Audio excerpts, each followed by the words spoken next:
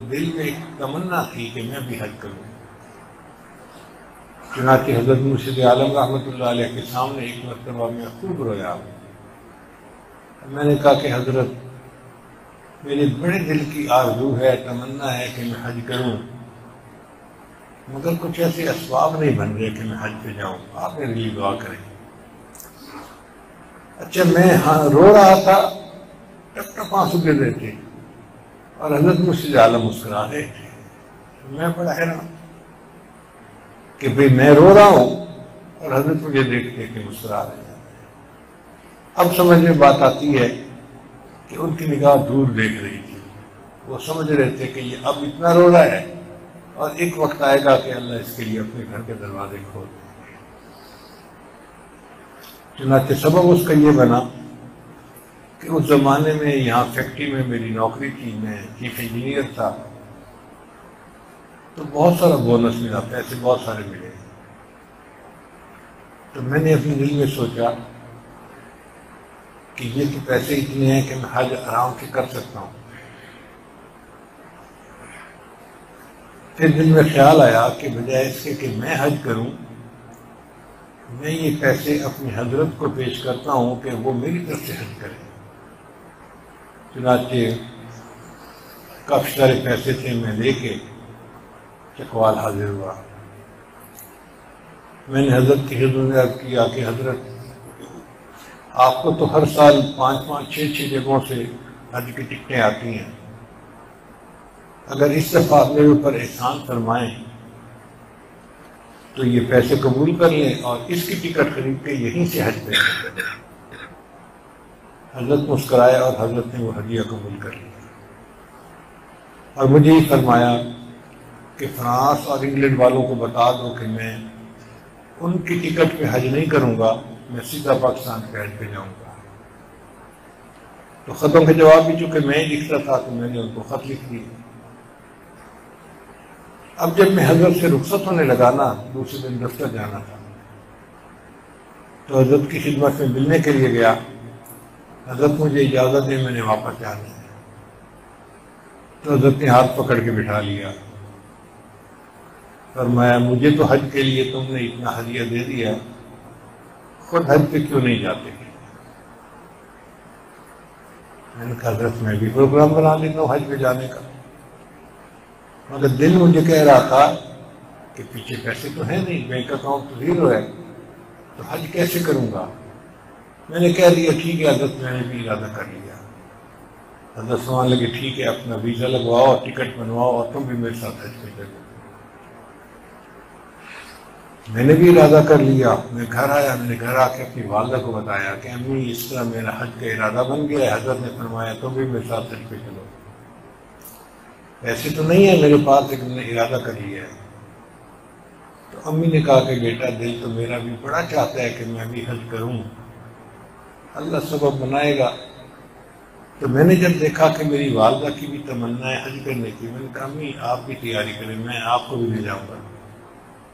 یقینا شد دو شد، اب ہم دو ہو گئے حج کرنے والے۔ شام کو میرے بڑے بھائی آئے، جو میرے استاد بھی تھے، میرے محسن بھی تھے، میرے مربی بھی تھے۔ ان کو امی نے بتایا تو انہوں نے امی کو کہا کہ دل تو میرا بھی بڑا چاہتا ہے حج پہ جاؤں، مگر وسائل نہیں ہیں۔ تو امی نے مجھے بتایا کہ تیرے بھائی کی تمنا بھی ہے کہ وہ بھی حج پہ جائے۔ میں نے کہا امی ان کو بھی کو تیاری کریں، تینوں کو میں حج پہ لے کے جاؤں گا۔ اب ہم گھر کے 3 بندے حج کے لیے تیار ہو گئے۔ ایک تو ہوتی ہے حج کی ترتیب کہ کمپنی کو پیسے دو اور وہاں سے جاؤ۔ اس زمانے میں ترتیب یہ تھی کہ ویزا لگواتے تھے اور ٹکٹ بنواتے تھے اور حج پہ جاتے تھے، وہاں جا کے گروپ بنتے تھے جدہ میں۔ اب ارادے تو ہم نے کر لیے، لیکن ہمیں حج کا ویزا لینا تھا۔ ویزا لینے کے لیے NOC لینا پڑتا تھا، اور یہ NOC ministry of religious affair میں جو سیکٹری تھا نا وہ دیتا تھا۔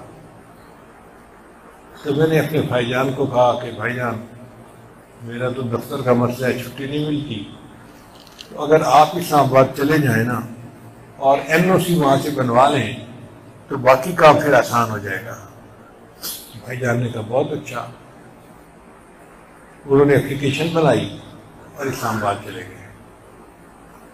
اچھا، اسلام آباد میں ان دنوں میں وزارت مذہبی امور میں ہزاروں لوگ ہوتے تھے حج کا این او سی لینے والے۔ 2 دن پہلے اتنے لوگ تھے کہ پولیس کو لاٹھی چارج کرنا پڑا، اتنے لوگ جمع ہو گئے کہ پولیس کو لاٹھی چارج کرنا پڑا، سختی بہت تھی۔ بھائی جان وہاں گئے تو اس دن وزارت میں کوئی بندہ آیا ہی نہیں۔ وہ کہتے ہیں کہ میں اندر چلا گیا اور پوچھتے پوچھتے کہ سیکرٹری صاحب کا دفتر کہاں ہے، میں اس کے دفتر پہ پہنچ گیا۔ اب دفتر کے سامنے جا کر کھڑا تو سیکرٹری صاحب کا جو خادم تھا، پیون تھا، وہ باہر نکلا اور اس نے کہا حاجی صاحب آپ این او سی لینے آئے ہیں؟ تو بھائی جان نے کہا ہاں جی این او سی لینے آئے ہیں۔ کہتے بڑا اچھا وقت ہے، اندر چلے جاؤ۔ اب وزیر لیڈر آیا بیٹھے اور وہ سیکرٹری صاحب کو کہہ رہا ہے کہ آپ اپنی فلاں پارٹی کے بندوں کو این او سی دیتے ہیں اور ہمارے پارٹی کے بندوں کو نہیں دیتے، اور سیکرٹری کہہ رہے نہیں جی میرے پاس تو جو بھی آتا ہے میں دے دیتا ہوں، تو یہ اچھا موقع ہے آپ چلے جائیں، مل جائے گا۔ بھائی جان کہتے ہیں کہ میں دفتر کے اندر داخل ہوا، اس نے سفید داڑھی دیکھی تو اس نے کہا حاجی صاحب آؤ، کیوں آئے ہو؟ اور جی ہمیں این او سی چاہیے۔ کہتے لے آؤ۔ انہوں نے کاغذ رکھا اور انہوں نے سائن کر دیے، لو جی این او سی مل گیا۔ اب بھائی جان باہر نکلے تو انہوں نے مجھے فون کیا کہ این او سی تو مل گیا، اب کیا کرنا ہے؟ میں نے کہا کہ اب جو ہے اس کا ویزا لگوانا ہے سعودی ایمبیسی سے، وہ بھی ایک مسئلہ تھا۔ ان دنوں ویزا لینے کے لیے لوگ فجر کی اذانوں کے وقت ایمبیسی کے باہر لائنیں لگا لیتے تھے، کوئی 2 سے 3 ہزار بندوں کی لمبی لائن ہوتی تھی، اور ان میں سے کوئی 400-500 کی درخواستیں وہ لیتے تھے اور باقیوں کو کہتے تھے کل واپس آنا۔ 6 گھنٹے لائن میں کھڑے ہونے کے باوجود لوگ اپنی اپلیکیشن جمع نہیں کروا سکتے تھے، اتنا رش تھا۔ اب ان دنوں میں ویزا لینا تو ایک مشکل کام تھا۔ بھائی جان واپس آ گئے تو میں نے اپنے پاسپورٹ لیے اور یہاں سے چل پڑا چھٹی لے کے، ویزا لیتے ہیں۔ اب راستے میں مجھے خیال آیا کہ عراق کا ایک کونسلر تھا جو حضرت کو ملنے آیا تھا چکوال، وہ انگریزی بولتا تھا، کوئی اور انگریزی بولنے والا وہاں تھا نہیں، تو حضرت نے میرے ذمہ لگا دیا کہ کونسلر کے ساتھ ذرا بیٹھ کے بات چیت کرو، اس کا دل لگا رہے۔ تو میں کھانے میں بھی شریک، بات چیت میں بھی شریک، تو کونسلر کا میرے ساتھ ایک تعلق بن گیا، تعارف ہو گیا۔ جب وہ جانے لگا نا تو مجھے کہتا ہے کہ آپ کبھی اسلام آباد نہیں آئے؟ میں نے کہا کبھی ضرورت ہوتی ہے تو آتا ہوں۔ کہتے ہیں کوئی بھی اسلام آباد کا کام ہو نا تو یہ میرا کارڈ لے لو، مجھے آ کے بتا دینا، میں آپ کو اسلام آباد کا کام کروا دوں گا۔ میں نے وہ کارڈ اپنی جیب میں رکھ لیا تھا، تو مجھے خیال آیا کہ بھئی ہم اگر ایمبیسی میں خود جائیں گے حج کے لیے ویزا لینے تو ہمیں تو لائن میں بھی کوئی لگنے نہیں دے گا، اور 6 گھنٹے ہم انتظار میں کھڑے بھی نہیں ہو سکتے، تو کیا یہ اچھا نہیں ہوگا کہ ہم کونسل صاحب کو ملیں اور ان کو کہیں کہ وہ ہمیں حج کا ویزا لگوا دیں؟ میرے ایک ساتھی تھے، وہ گاڑی چلا رہے تھے، ہم اسلام آباد پہنچے۔ یہ وہ دن تھا جس دن وہاں پر ایک اسلحہ خانہ تھا جس میں بلاسٹنگ ہوئی تھی اور میزائل اور راکٹ چلے تھے۔ ہمیں نہیں پتا تھا، بس ہم تو اسلام آباد میں جا رہے ہیں، تو ہم دیکھ رہے ہیں کہ ادھر ایک راکٹ زمین کے اندر لگا ہوا ہے، ایک ادھر لگا ہوا ہے، ایک پڑا ہوا ہے۔ تو میں بھی حیران کہ یہ کیا چیزیں ہیں جو یہاں پڑی ہیں، بلکہ میرے ساتھی نے تو گاڑی سے باہر نکل کے ایک راکٹ جو زمین کے اندر لگا ہوا تھا، پھٹا نہیں تھا، اس کو جا کے ہاتھ لگا کے چیک بھی کیا۔ ہم بدھو ہمیں کیا پتا کہ یہ بارود والی چیز ہے۔ بعد میں ہمیں کسی نے بتایا کہ جی اوجری کیمپ کے اندر دھماکہ ہوا ہے اور یہ راکٹ چلے ہیں اور پورے اسلام آباد پنڈی کے اندر یہ آ کے گرے ہیں۔ تو خیر ہمیں اندازہ ہو گیا.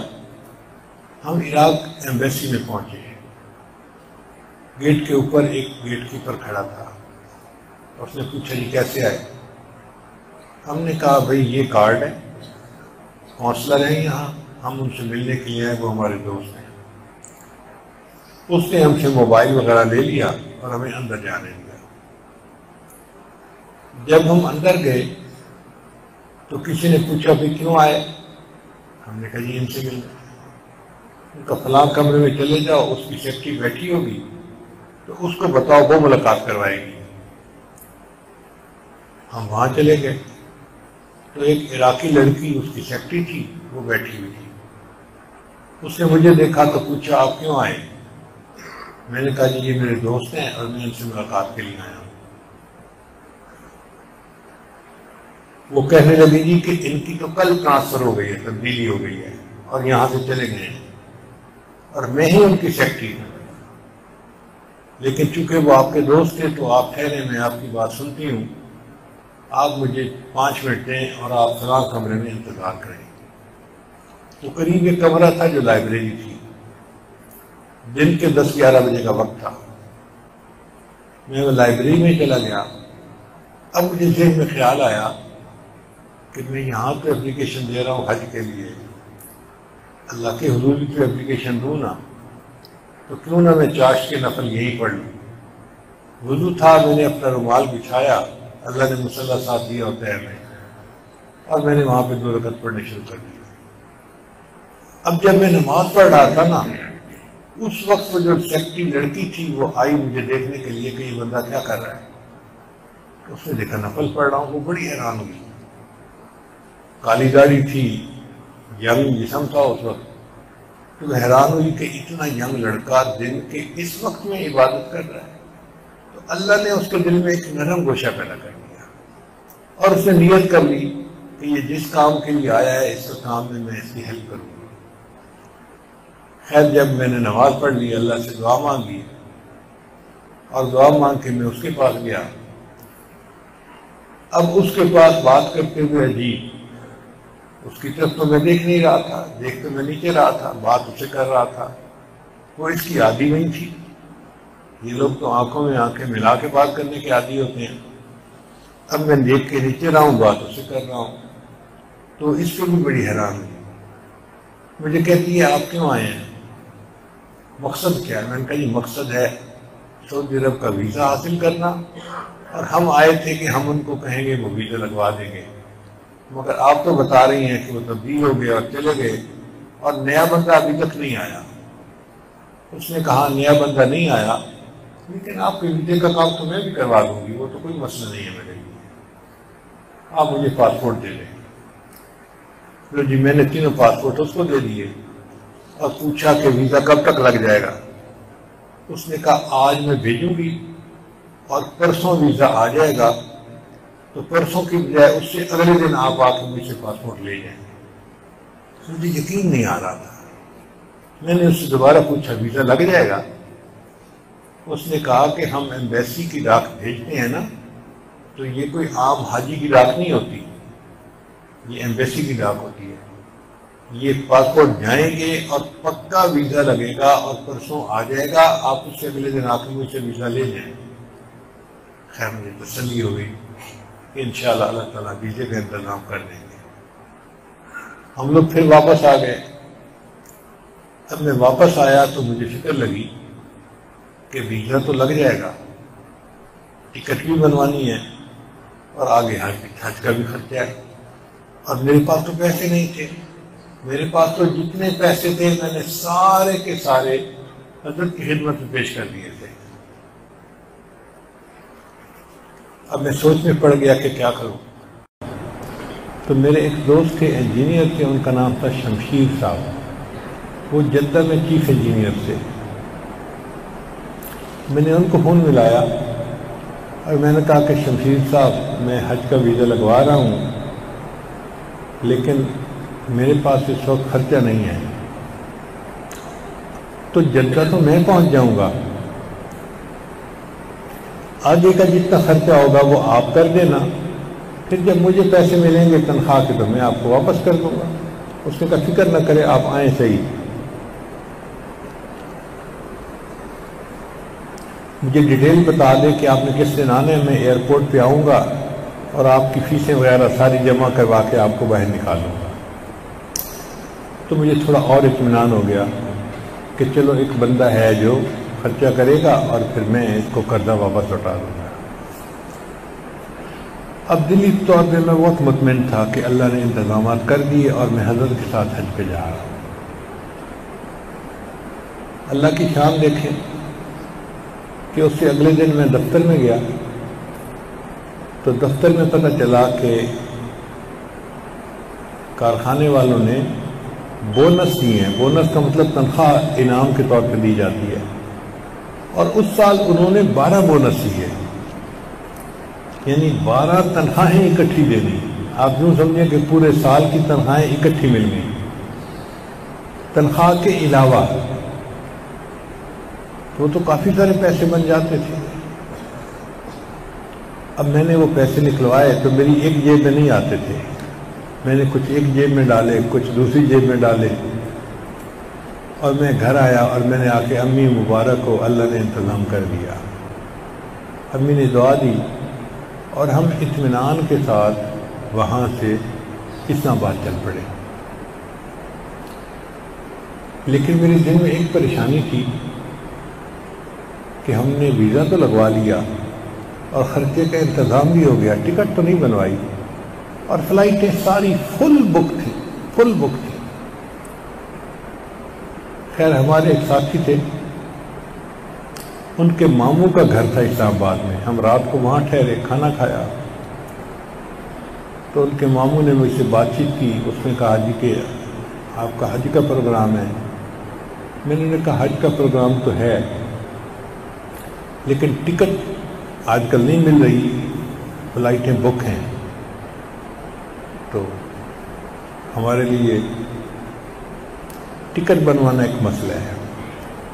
اچھا وہ ماموں جو تھا نا، وہ ٹیلی فون ڈپارٹمنٹ میں جنرل مینیجر تھا، یہ پی ٹی سی ایل جس کو کہتے ہیں نا، پاکستان ٹیلی فون جو ہوتی ہے اس کا، وہ جنرل مینیجر تھا۔ وہ کھانا کھاتے ہوئے اس نے میری بات سنی، کہتا ہے ٹکٹ تو آپ کو میں بنوا دوں گا۔ میں نے کہا میرے ساتھی تو بتا رہے تھے کہ آج آخری فلائٹ چلی گئی۔ اس نے کہا اچھا بات کرتے ہیں۔ لو جی اگلے دن اس نے ٹکٹ کے لیے بات کی۔ ہر بندے نے کہا جی کہ آخری فلائٹ بھی چلی گئی ہے، اب تو کوئی فلائٹ ہی نہیں پیچھے۔ اس نے ایئرپورٹ پہ فون کیا تو ایئرپورٹ پہ ایک ٹیلی فون ڈپارٹمنٹ والوں کا کمرہ ہوتا ہے، وہ رہتے ہی وہیں ہے ڈیوٹی پہ، تاکہ اگر ایئرپورٹ کا کوئی فون خراب ہو تو اس کو فوراً ٹھیک کر دیا جائے۔ وہاں ایک سپروائزر تھا، جی ایم نے اس کو فون کیا اور اس کو کہا کہ بھئی جو یہاں کا انچارج ہے نا ایئرپورٹ کا، اس کے پاس جاؤ اور کہو کہ مجھے 3 ٹکٹیں بنوانی ہے، بنا کے دو۔ تو مینیجر نے کہا جی کہ ہمارے پاس تو کوئی فلائٹ ہی نہیں، چلی گئی، اب تو بن ہی نہیں سکتی۔ تو اس نے کہا اچھا اگر وہ کہتے ہیں نا کہ ٹکٹ کوئی نہیں، تو ان کے سارے ٹیلی فون لائنیں خراب کر دو، اور یہ تمہیں کہیں گے جی کہ ٹیلی فون لائنیں خراب ہیں تو آپ کہنا جی جی ایم سے بات کریں۔ یہ بیوروکریٹ بھی عجیب لوگ ہوتے ہیں۔ چنانچہ وہ سپروائزر تھوڑی دیر میں گیا، اس نے جا کے تاریں کھول دی، کچھ آگے پیچھے کر دیا۔ اب ایئرپورٹ پہ تو شور مچ گیا جی کہ سارے فون خراب ہو گئے۔ اس زمانے میں سیل فون نہیں ہوتے تھے، صرف لائن کے فون ہوتے تھے۔ اب ایئرپورٹ کی ساری لائنوں کا بند ہو جانا تو ایک بڑا مسئلہ تھا۔ تھوڑی دیر بعد مینیجر کا فون آیا جی ایم کو کہ سر ہماری ساری لائنیں خراب ہو گئی ہیں اور نظام درہم برہم ہو گیا ہے، تو آپ ہماری لائنیں ٹھیک کروا دیں۔ جی ایم صاحب نے کہا مجھے 3 ٹکٹیں چاہیے، مجھے 3 ٹکٹیں بنا دیں، آپ کی 3 لائنیں ٹھیک کروا دوں گا۔ اس نے کہا جی کہ ٹکٹیں تو نہیں مل سکتی۔ اس نے کہا پھر لائنیں بھی ٹھیک نہیں ہو سکتی۔ یہ میرے سامنے گفتگو ہو رہی تھی فون پہ۔ لو جی تھوڑی دیر کے بعد وہ جو ایئرپورٹ کا انچارج تھا، اس نے فون کیا کہ سر میرے ذہن میں ایک ترتیب آئی ہے کہ آخری فلائٹ جو ہے چلی گئی، لیکن کوئی 200-300 بندے ہیں جن کے پاس ویزے لگے ہوئے ہیں اور وہ ٹکٹیں بنوانے کے لیے آگے پیچھے پھر رہے ہیں، تو بجائے اس کے کہ یہ حاجی لوگ دھکے کھائیں، ہم کیوں نہ ایک ایکسٹرا فلائٹ چلا دیں، حاجیوں کا بھی کام ہو جائے گا اور کمپنی کا بھی فائدہ ہو جائے گا۔ تو میں پرائم منسٹر کے پاس جا رہا ہوں ایکسٹرا فلائٹ کی اجازت لینے کے لیے۔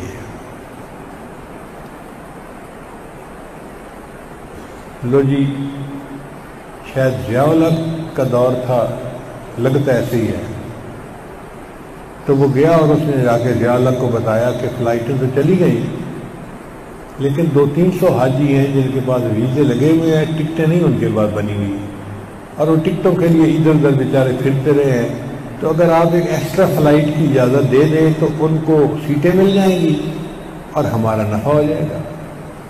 اس نے اجازت دے دی تو اس نے ہم 3 بندوں کی ٹکٹیں سب سے پہلے بنا دیں اور فون کیا، جی ایم صاحب میں نے 3 بندوں کی ٹکٹیں بنا دی ہیں، اب آپ ہمارا فون ٹھیک کروا دیں۔ تو جی ایم صاحب مسکرائے، مجھے کہنے لگے اب اس کا دماغ ٹھیک ہوا ہے، اب میں اس کی لائنیں ٹھیک کروا دوں گا۔ تو یوں اللہ نے ہماری ٹکٹیں بھی بنوا دی۔ خیر دوسرے دن پھر ہم جہاز پہ روانہ ہوئے۔ اللہ کی شان کہ جب ہم جدہ جا کے اترے نا، تو جہاں حاجی جاتے تھے وہاں آگے جنگلہ لگا ہوا تھا اور جنگلے کے باہر مقامی لوگ کھڑے ہوتے تھے۔ تو میرا وہ دوست جو تھا نا شمشید صاحب، جو چیف انجینئر تھے، وہ بھی وہاں کھڑا تھا۔ مجھے دیکھ کے بڑا خوش ہوا اور مجھے بار بار کہتا تھا، اپنی جیب کی طرف اشارہ کرتا تھا کہ بھائی میں ریال لے کے آیا ہوں اور میں تیری ساری پیمنٹ کر دوں گا۔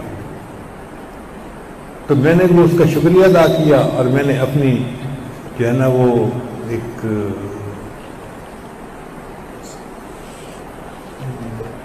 پرسہ تھا جو یہاں احرام کی حالت میں باندھتے ہیں، میں نے اس کی طرف اشارہ کیا کہ بھائی میرے پاس پیسے ہیں، میں پیمنٹ کر دوں گا۔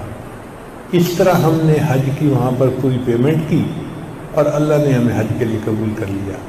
پھر حرم میں جا کے حضرت سے ملاقات ہوئی تو حضرت نے پھر سمجھایا کہ طواف کیسے کرتے ہیں، صحیح کیسے کرتے ہیں، فلاں کیسے کرتے ہیں، یہ سارا کچھ۔ الحمدللہ یہ زندگی کا پہلا حج تھا، اور میں سمجھتا ہوں اس میں جہاں والدہ کی دعائیں شامل تھیں وہاں میرے شیخ کی بھی دعائیں شامل تھیں، اور یہ شیخ کی دعائیں تھیں جس نے میرے لیے کام آسان کر دیا۔ پھر حضرت کی میت میں مدینہ طیبہ جانا ہوا اور حضرت نے مدینہ طیبہ میں روضہ انور پہ خود ساتھ لے کر گئے اور پیش فرمایا۔ الحمدللہ ثم الحمدللہ، اللہ تعالیٰ کی یہ رحمت ہے کہ اپنے اکابر کی دعاؤں کے صدقے اللہ تعالیٰ یہ توفیق عطا فرما دیتے ہیں۔ اس میں میرا اپنا عمل کوئی نہیں ہے، 100% پکی بات ہے، یا شیخ کی دعائیں ہیں یا ماں کی دعائیں ہیں کسی کی دعا لگی جو اللہ آسانی فرماتا ہے، ورنہ ہم جیسے نالائقوں کے لیے یہ کام کوئی آسان نہیں ہے۔